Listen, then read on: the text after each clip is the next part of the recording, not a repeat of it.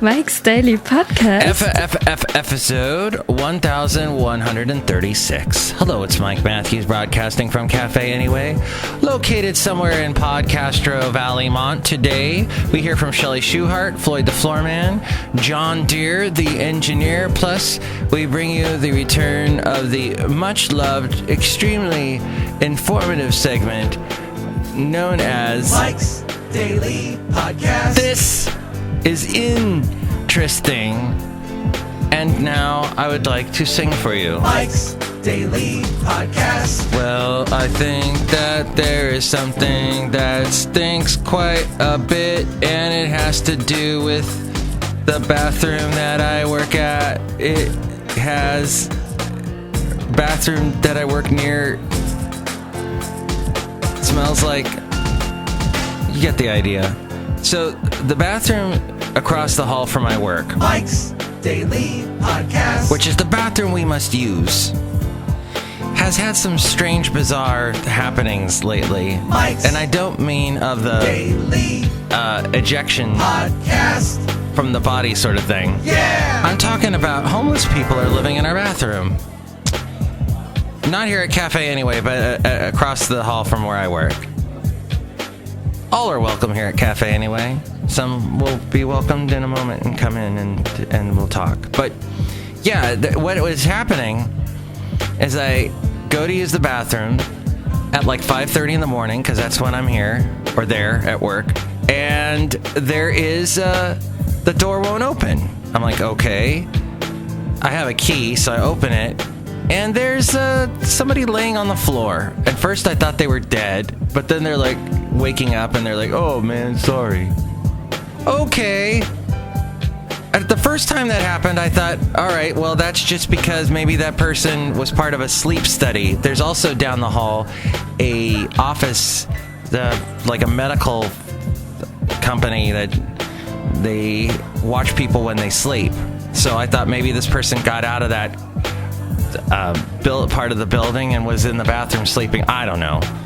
But then this happened again this morning. And there were actually, well, I didn't see the person this time in the bathroom, but I did see two bikes in the little, there's like a little pre-room before you go into the bathroom. I guess a room to help, capture some of the bad smells and whatnot. Oh, look, I just walked in. Hello, Mike Matthews. This is Chely Shoehart, the gift shop supervisor. I have to introduce myself because people are listening to the podcast for the first time.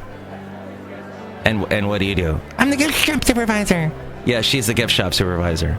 How do you like my story so far? It's kind of gross. A couple times I went, eh. You went, Ew. Oh, ew. Yes, it is an ew story, but I'm trying not to be too specific. Well, hopefully we can, because the situation is here at the the building at work there, we have passes that lock it down, and we can get in with the passes. So security wise, it's set up to be a very secure building. I don't know why it's not at the moment, so that needs to be fixed. The other thing is, please, if you're on Facebook, stop with the copy and pasting posts. Look who else just walked in. Oh, Mike, it's Floyd the Floorman. And this is John Deere, the engineer. Yes, Mike, those are very annoying. Thank you. The current one is like, let's spread love and not this craziness of the world. It's like verbatim. Everybody's posting that. The first one I read, I'm like, oh. But you know that it's a copy and paste one because the person that posts it, I'm sorry for all my plosives right at the moment. You know that plosives. You know that person is, let's say, not, doesn't talk like that. So it's a giveaway. That person doesn't talk like that, so therefore they are copying and pasting that. And I can't stand that. It's so unoriginal. It's just so, especially when you see like 3 or 4 of your friends posting the exact same post. The other big one was the one, I don't think anyone pays attention to me.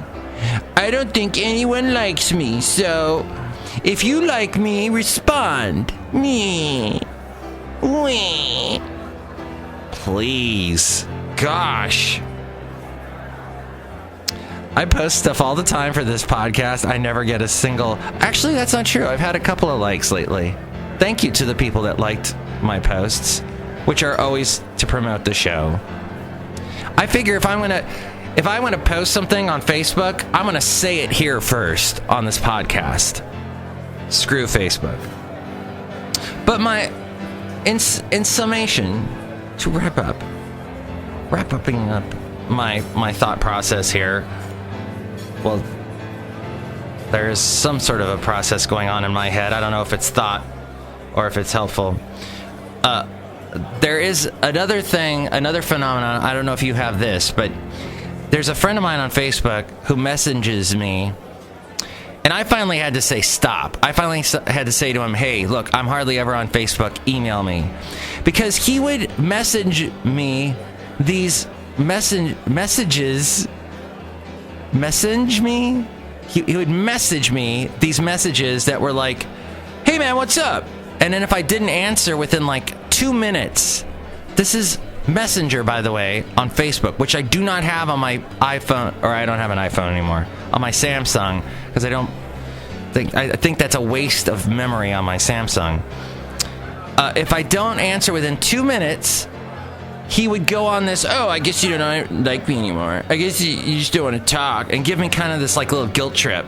Come on! There's no moping on Facebook. Stop with the moping. Moping man on Facebook. Cut it out. Don't be a whiny bitch. All right, that's it. Sorry to use the expletive.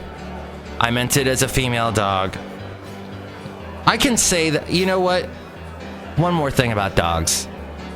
Everybody in our society praises the alpha dog. Oh, the alpha dog gets things done. The alpha dog runs the company. Woof, woof, woof. Do you get that? Have I perceived something? This is actually an old phenomena. This has been around for a while, but quite frankly, alpha dogs are annoying. They're annoying. In the long run, they just annoy people. Do they get things done? Yeah, maybe. But un-alpha dog-esque people can get things done too. It's squeaky wheel gets the oil. Yeah, the squeaky wheel also gets thrown out because it's a squeaky goddamn wheel. So quit with that mentality. Let's try and get along. Let's try to be sociable. Be work in a positive pro something. What I'm trying to say. Thought process stopped. Oh, finally, Southwest Airlines apparently had some issues. They had a widespread computer outage. They experienced massive delays Tuesday. Almost all flights out of Chicago's hub were grounded. And today, they're having... yesterday they had intermittent problems with several systems after an outage. I hear there's like a bunch of vouchers being given out. The interesting thing is I was talking to someone that works for Southwest just on the weekend. And she was telling me about how, because I said, oh, we work for Southwest. She is a flight attendant. And I said, I love those little funny things you people say. As we're flying and about to land, you guys come up with these funny things to say. And she goes, oh, we can't do that anymore. I'm like, what? She goes, yeah, every time I came up with something funny to say, I'd end up getting complaint mail. And her friends did the same thing. They would get complaint mail when they came up with something funny. And she goes, it's not worth it. I'm like, I have to answer each and every one of those letters. And it takes time out of my life that I don't want to use. So screw it. I'm not going to try and come up with anything creative. And I go, that sucks. That's like our society squashing creativity yet again. Comic-Con is going on. Not that I care, because everything is just processed Hollywood bullcrap. The superhero, how many people can we see in tights? Who cares anymore? I'm sick of superhero movies, superhero TV shows. It's always the same thing. It's action, adventure, soap opera. And who cares anymore? On that positive note, see, I'm trying to be alpha dog positive. Or unlike an alpha dog, I'm trying to be positive. I'm trying to help us move along in this world. But The big news, of course, is BigotCon going on and Ted Cruz saying not endorsing Trump. Ha ha ha. We all knew that was coming. But apparently the people in the auditorium did not know there in Cleveland, and they were booing him and heckling him, so much so that his wife needed special escort out of the building. He just can't bring himself to do it. And why should he? He shouldn't endorse Trump. Trump said crap about his dad. It was untrue. I say good job to Ted Cruz, even though he annoys me beyond belief. But yeah, don't endorse Trump. He did it. He got through the speech and he bored everyone out of their minds for 20 minutes. Good job, Cruz. Yay. By the way, why are we calling Trump chump? Is it just because that's just the most obvious slur? Donald Trump? No, it's not funny, is it? Oh well. Let's see what happens. I must say, though, all of his kids, what the heck? They're all incredibly good-looking people. What? There's something in his gene pool for that, at any rate. I would like to say that I'm done, so you're welcome. Now we move on to the segment called This Is Interesting. Check out the website, mikesdailypodcast.com, because there are links to all the past podcasts, past plosives, past podcast pictures. Oh, speaking of which... And here's today's podcast picture. The podcast picture today is I was standing on the beach in Santa Cruz, yet another Santa Cruz picture. I went there last Friday. It was so nice to get away. A little staycation. So close to me. You know, people live in the Bay Area and they complain about the traffic and about the crazy drivers that can't drive and the high taxes and the expensive everything. In fact, when I was in Santa Cruz waiting to get on a ride, there was a guy from another country visiting, and he said to me, California is expensive. How do you guys live here? My God. I'm like, well, I've traveled to places where it was expensive outside of the U.S., so, I mean, probably more expensive than California. I don't know what he was complaining. Maybe he came from a place that everything was given to you for free, and I would like to move there. That sounds nice. But, hey, USA, USA, America's great. You know, and Ted Cruz can say, screw Trump. There on stage, which he didn't do. He should have done. That would have been fun. So you can find all that at mikesdailypodcast.com, and me standing in the water. That's in the podcast picture, enjoying. And my shirt is wet because I just ridden the log ride, which you saw a picture of that recently as the podcast picture, and I got nice and wet on the summer day in Santa Cruz, which, as you can see, is kind of overcast. It's pretty overcast there. The sun pops out, I'd say, more often than in Half Moon Bay, as I get very local in my talking about places and such. Well, hopefully you don't have any homeless living in your bathroom, but if they do, make sure to bring a lot of Lysol, because they stink up the place. I'm sorry they don't bathe, so, whew, the smell is pretty bad. And you can also stick around, because right now it's the segment called This Is Interesting. This is interesting. Wow, this is interesting. We lost Prince this year. Still can't believe that. I feel like he's still with us. Maybe in this very podcast. Prince, my friend, there's an interesting story that just came out about you. The Little White House immortalized in the 1984 film Purple Rain, which I have not watched completely all the way through. I know the music certainly very well, but it was quietly bought by the very man who helped catapult it into local Minneapolis fame, and it became a local Minneapolis landmark because of him. Prince paid $117,000 last August, 8 months before his death, for the two-story fixer-upper, all cash. I don't think he had a plan. I think he just wanted it. Selling agent Deborah Larson of the real estate firm Coldwell Banker Burnett told the newspaper known as the Minneapolis Star-Tribune. Larson said she got a surprise call from a woman inquiring about the home. When it was listed 1 year ago, the woman offered to pay outright, but Larson was already wary after getting inquiries from Prince fans who weren't actually serious.